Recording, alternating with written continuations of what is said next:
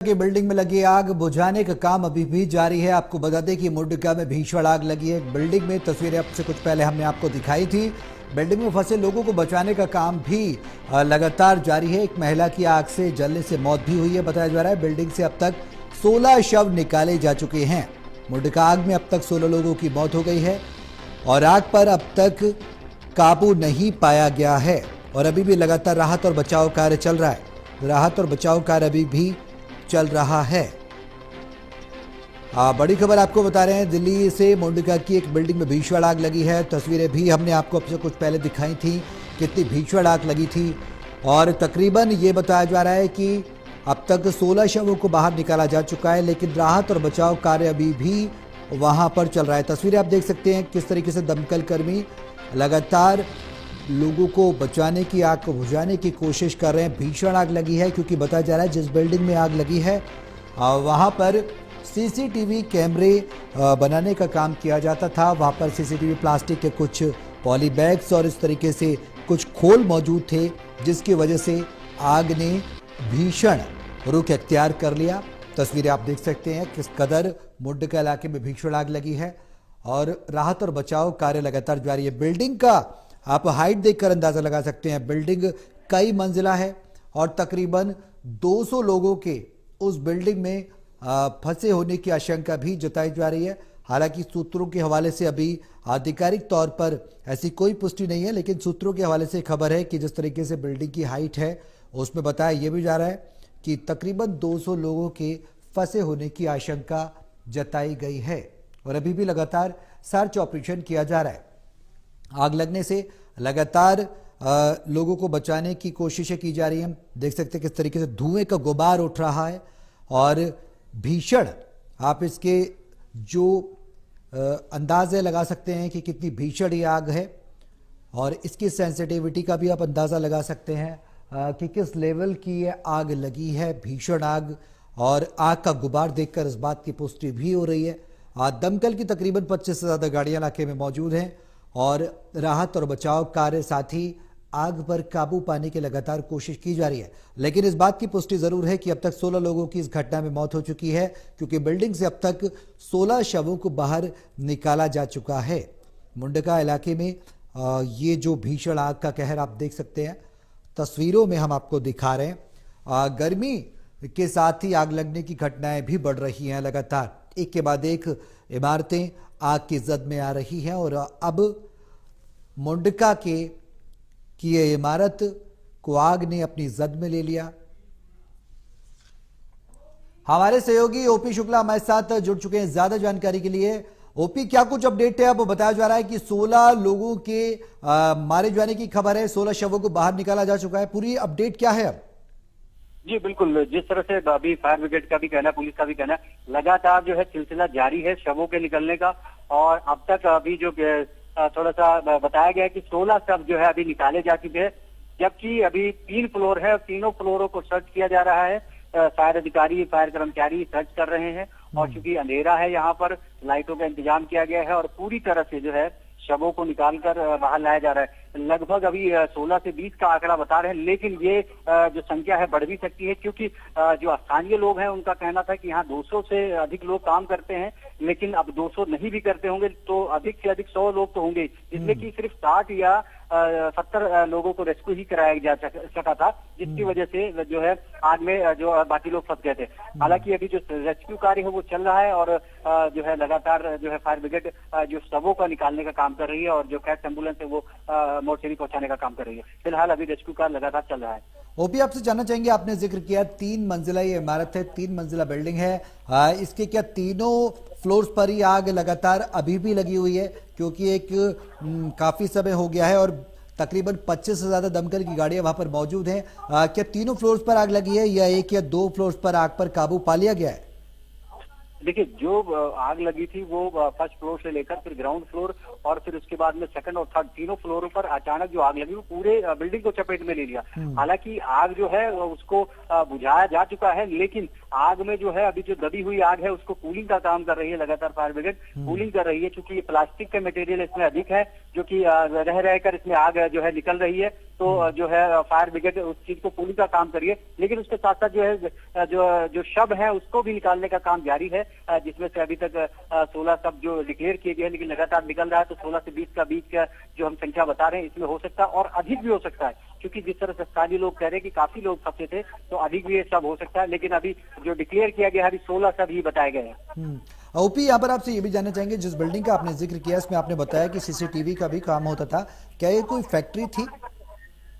देखिए, ये बताया जा रहा है ये सीसीटीवी की फैक्ट्री भी बता रहे हैं और ये गोदाम भी बता रहे हैं। यहाँ पर सीसीटीवी जो है असेंबल किए जाते थे, सीसीटीवी को पैकिंग करके शायद ऑनलाइन भी बेचा जाता था, और जो है गोदाम था, क्योंकि गोदाम था तो यहाँ पर कंपनियों को भी शायद सेल किया जाता होगा। लेकिन ऐसे में यहाँ काफी कर्मचारी यहाँ काम करते थे और अधिकतर महिलाएं थी यहाँ पर। देखने वाली बात है कि महिलाएं अधिकतर थी, और जो सबसे पहली बॉडी जो यहाँ निकली थी, जो पहला शव निकला था, वो एक महिला का ही था। तो अभी इन शवों में अभी ये नहीं कहा जा सकता कि महिला का है या पुरुष का है, लेकिन पूरी तरह जो है जो शव है वो जल चुके हैं, और ऐसे में जो शवों को निकालने का काम जारी है। और ये फोरेंसिक जांच के बाद पता चल पाएगा कि ये जो शव निकाले गए हैं वो महिला के हैं, पुरुष के हैं।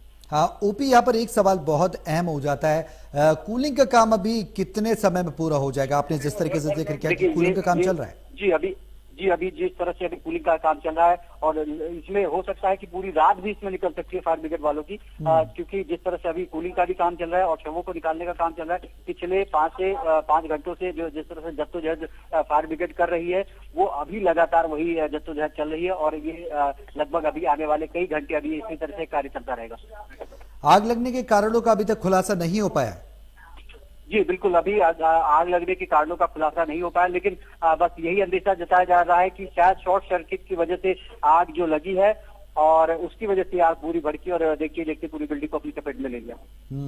तो लगातार राहत और बचाव कार्य जारी है, और लगातार दमकल विभाग की गाड़ियां भी वहां पर मौजूद हैं। ओपी, क्या अब दमकल विभाग की गाड़ियों की संख्या बढ़ाई गई है? क्योंकि आपने जिक्र किया था 25 मौके पर मौजूद है। जी बिल्कुल, जिस तरह से दमकल की गाड़ियां यहाँ पर है, 25 गाड़ियां थी, लेकिन क्योंकि अब जो गाड़ियां खाली हो रही हैं उसी को रिफिल करके यहाँ पर लाया जा रहा है, और लगातार आग बुझाने का काम जारी है। इसमें ये कह सकते हैं कि 25 से अधिक गाड़ियां हो सकती हैं, लेकिन अभी जो डिक्लेयर किया गया है वो 25 गाड़ियां ही बताई गई हैं, और जो है अभी फायर ब्रिगेड जो है आग बुझाने का काम कर रहा है। क्या आसपास की किसी बिल्डिंग को किसी तरीके का कोई प्रभाव पड़ा है इस बिल्डिंग के लगने से? क्योंकि जैसे देखा जा रहा है कि रिहायशी इलाके में बिल्डिंग है, इसके आसपास और भी बिल्डिंग्स बनी हुई हैं, क्या वो चपेट में तो नहीं है? जिस तरह से ये बिल्डिंग बनी है बिल्कुल main road Rohtak highway road पर बनी हुई है, और इसके पीछे बैक साइड में कुछ बिल्डिंग थी, और इसके बगल में खाली एक छोटी बिल्डिंग है, जिसपे ज्यादा प्रभाव तो नहीं पड़ा है, लेकिन हाँ इसकी हीटिंग और जिस तरह से इस बिल्डिंग में आग लगी थी उसकी वजह से जो आसपास की बिल्डिंग है उसमें थोड़ा बहुत प्रभाव पड़ा भी है, और जो बिल्डिंगें जो थी उसको खाली भी करा लिया गया था। फिलहाल जो है आसपास के लोगों का यही कहना है कि अभी वो अपने घरों में नहीं जा रहे। आसपास के लोग लगातार यही कह रहे हैं कि आसपास के क्षेत्र को भी ओपी खाली कराया गया है? जी बिल्कुल, आसपास के क्षेत्र को खाली भी कराया गया था, क्योंकि यहाँ पर जो है बैक साइड में जो है रेजिडेंशियल इलाका है, और बगल में छोटी छोटी दुकानें हैं, तो उन सभी को खाली करा के बंद करवा दिया गया था। फिलहाल अभी फायर ब्रिगेड का रेस्क्यू कार्य ही चल रहा है।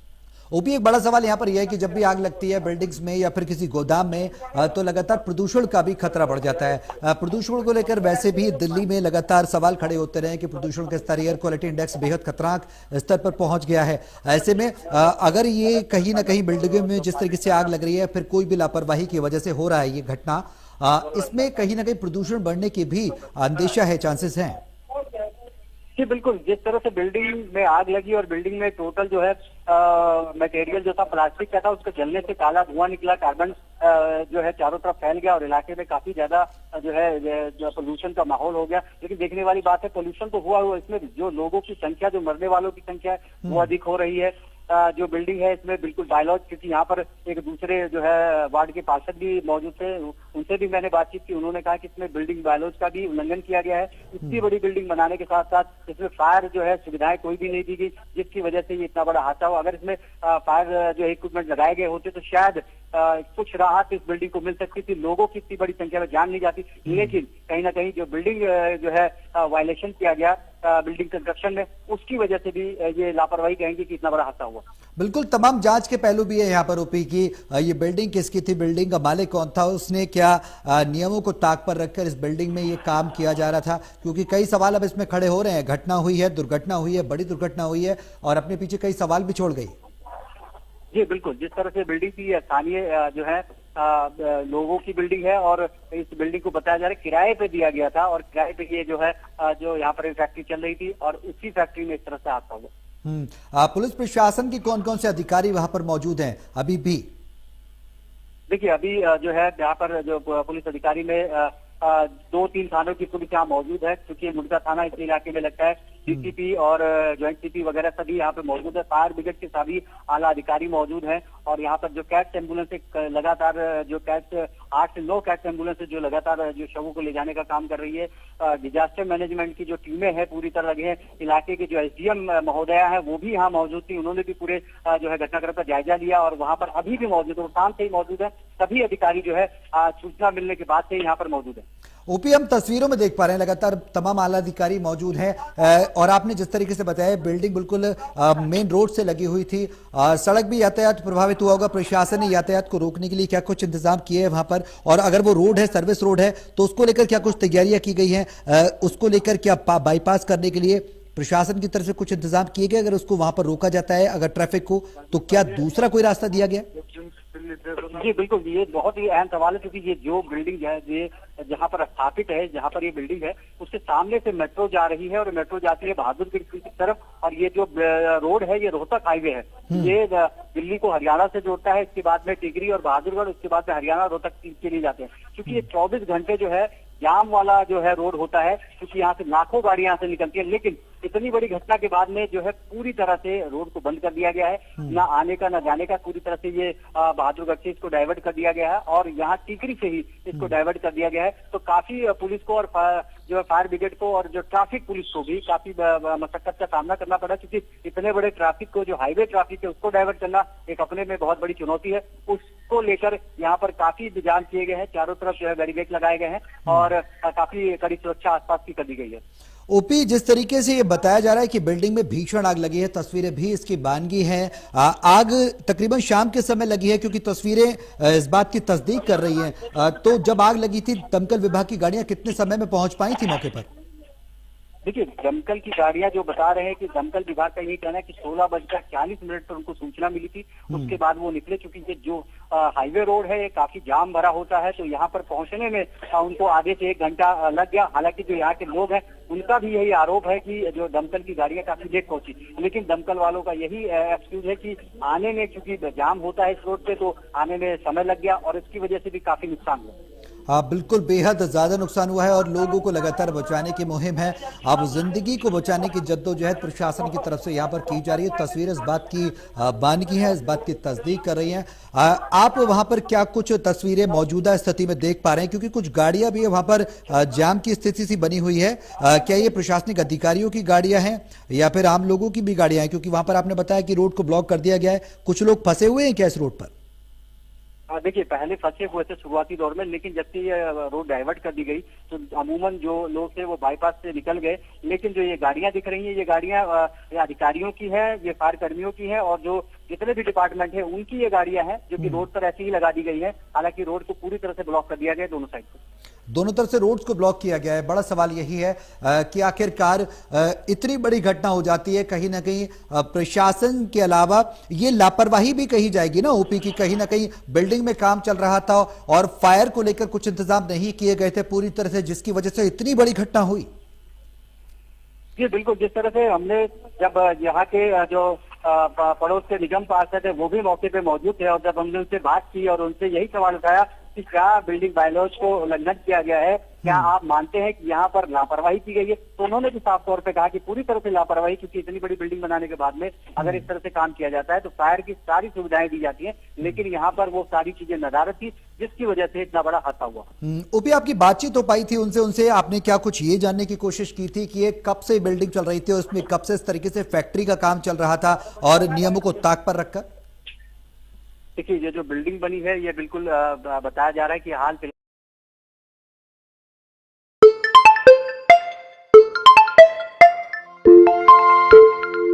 क्या आप मानते हैं कि यहाँ पर लापरवाही की गई है? तो उन्होंने भी साफ तौर पे कहा कि पूरी तरह से लापरवाही, क्योंकि इतनी बड़ी बिल्डिंग बनाने के बाद में अगर इस तरह से काम किया जाता है तो फायर की सारी सुविधाएं दी जाती हैं, लेकिन यहाँ पर वो सारी चीजें नदारद थी, जिसकी वजह से इतना बड़ा हादसा हुआ।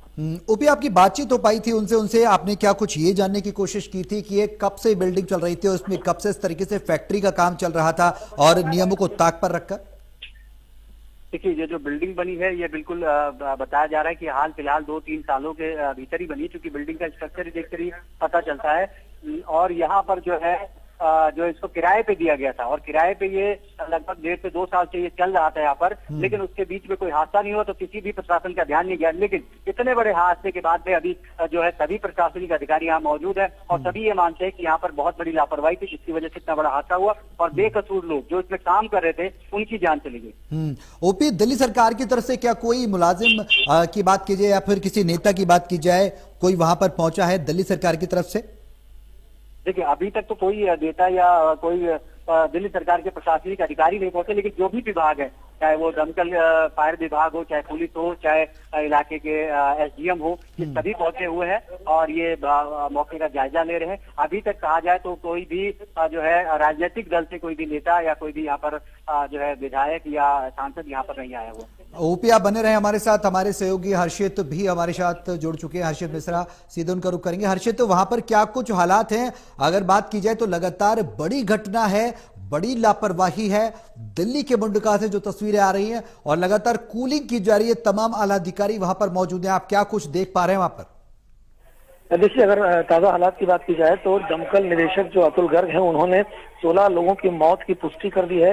12 लोग इस पूरे मामले में घायल हैं, जिन सभी का इलाज संजय गांधी अस्पताल में, जो घायल है उनका इलाज चल रहा है और सभी के शवों को संजय गांधी अस्पताल की मॉर्चरी में लाया गया है। अफरा तफरी का माहौल पूरे इलाके में है। एक बड़ी घटना इस समय कहा जा सकता है कि ये सबसे बड़ी हादसा है इस समय का कुछ दिनों का, और क्योंकि जैसे जैसे गर्मी बढ़ रही है आग लगने की खबरें तो बहुत आ रही थी, लेकिन ये जो हादसा है ये बेहद दर्दनाक हादसा है। 16 लोगों की इसमें मौत हुई है और अब तक जो पूरा काम है वो नहीं हो सका है। आग पूरी तरीके से काबू नहीं है, कूलिंग का काम अभी भी चल रहा है, साथ ही साथ रेस्क्यू ऑपरेशन जो है वो भी अभी लगातार जारी है। जी हर्षित, एक बड़ा सवाल यहाँ पर यह है कि आखिरकार जब आग लगी थी तब से अब तक एक भीषण आग थी, भारी संख्या में दमकल विभाग की गाड़ियों को भी वहां पर तैनात किया गया, अभी तक आग पर काबू नहीं पाया गया है। क्या जिस बिल्डिंग में काम चल रहा था वहां पर आग बुझाने के प्रॉपर इंतजाम नहीं किए गए थे? बिल्कुल, देखिए ये तमाम चीजें जो है ये जांच का विषय है, लेकिन सबसे पहली प्राथमिकता ये है कि आग पर काबू पा लिया जाए। जैसा कि बताया, नीचे सीसीटीवी कैमरे और जो डिवाइस होते हैं वो बनाने का काम चल रहा था, साथ ही जो बाकी की फैक्ट्रियां हैं उसमें, जो बाकी की मंजिल है माफ कीजिएगा, उसमें अन्य जो कंपनियां हैं उनका भी ऑफिस बना हुआ था और ऐसे में 70 लोग इस बिल्डिंग में उस समय मौजूद थे जिस वक्त ये हादसा हुआ था। अब तक बताया जा रहा है जानकारी के मुताबिक 60 से ज्यादा लोगों को दमकल के जो विभाग के कर्मी हैं, जो तमाम अलग अलग विभाग के लोग काम कर रहे हैं, 60 लोगों को निकाल लिया गया है और लगातार रेस्क्यू ऑपरेशन जारी है। कुछ और लोग भी अंदर फंसे हो सकते हैं। जब तक पूरी तरीके से कूलिंग का काम खत्म नहीं हो जाएगा तब तक ये कुछ भी कहना इस पूरे मामले में जल्दबाजी होगी। बिल्कुल, आप हमारे साथ बने रहें। इस बीच दिल्ली के मुख्यमंत्री अरविंद केजरीवाल ने मुंडका हादसे पर दुख जताया है। अपने दर्शकों को बता दें, केजरीवाल ने मुंडका के हादसे पर दुख व्यक्त किया है। एक बड़ा हादसा हुआ है, केजरीवाल ने ये कहा है, और साथ ही एक दुख जाहिर किया है इस हादसे को लेकर। और कहीं ना कहीं एक बड़ा सवाल ये हो जाता है कि ये घटना हुई कैसे, कई सवाल यहां पर खड़े हो जाते हैं। दिल्ली के सीएम अरविंद केजरीवाल की तरफ से हम अभी जिक्र ही कर रहे थे कि आखिरकार कोई बयान आए राजनीतिक गलियारों से, क्या किसी राजनेता का कुछ शोक संवेदना आई है, तो दिल्ली के सीएम अरविंद केजरीवाल ने इस हादसे पर दुख जाहिर किया है। फिलहाल ये अपडेट है। साथ ही राष्ट्रपति ने भी मुंडका हादसे पर दुख जाहिर किया है। हमारे सहयोगी ओपी शुक्ला भी हमारे साथ मौजूद हैं। ओपी, हम लगातार बात कर रहे थे कि जिस तरीके से बड़ा हादसा हुआ है, अब अगर मौजूदा स्थिति की बात की जाए तो मौजूदा स्थिति में लगातार दमकल विभाग के जो अधिकारी है वो आग पर काबू पाने की कोशिश कर रहे हैं। हर्षित भी बता रहे थे कि 70 से ज्यादा लोग मौजूद हैं और अभी पूरी तरह से आग पर काबू नहीं पाया गया है।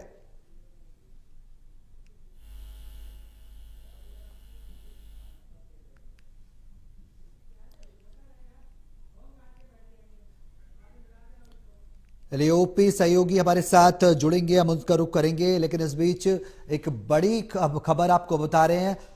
बेहद ही दर्दनाक ये हादसा हुआ है। दिल्ली के मुख्यमंत्री अरविंद केजरीवाल ने इस हादसे पर दुख जताया है। बिल्डिंग से अब तक 16 से बढ़कर 20 शव निकाले जा चुके हैं और राष्ट्रपति ने भी मुंडका हादसे पर दुख जताया है।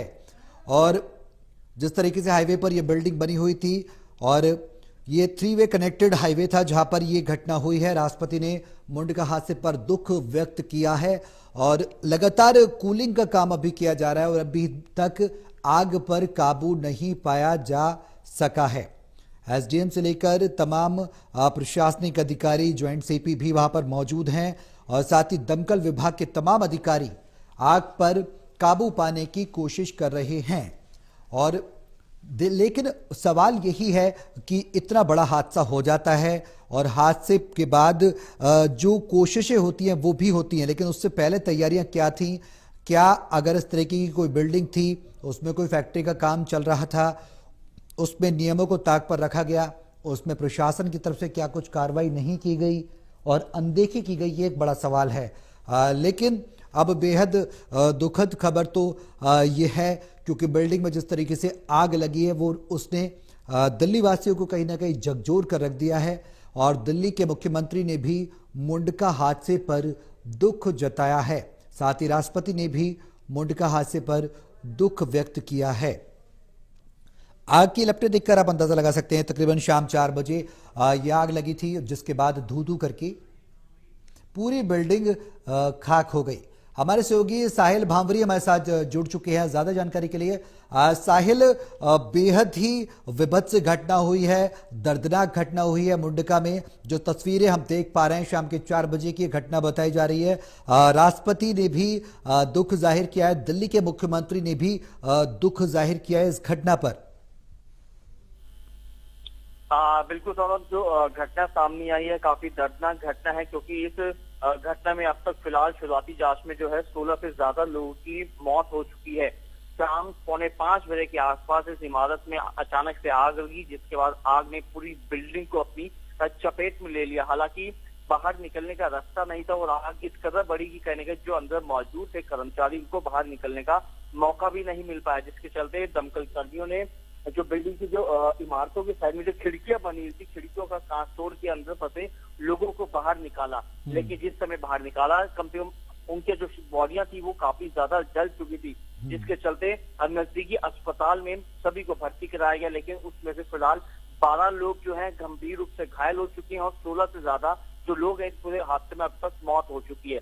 तो फिलहाल अभी भी 1 दर्जन से दमकल गाड़ियां जो है मौके पे मौजूद हैं और जिस जगह पे काफी ज्यादा आग की लपटें देखी जा रही हैं या कहा जाए धुआं का गुबार निकल रहा है उसको बुझाने का प्रयास किया जा रहा है। और अभी भी कहा जा सकता है कि कुछ जो बॉडीज है या कर्मचारी जो फिलहाल अभी इमारत के अंदर फंसे हुए हैं। साहिल,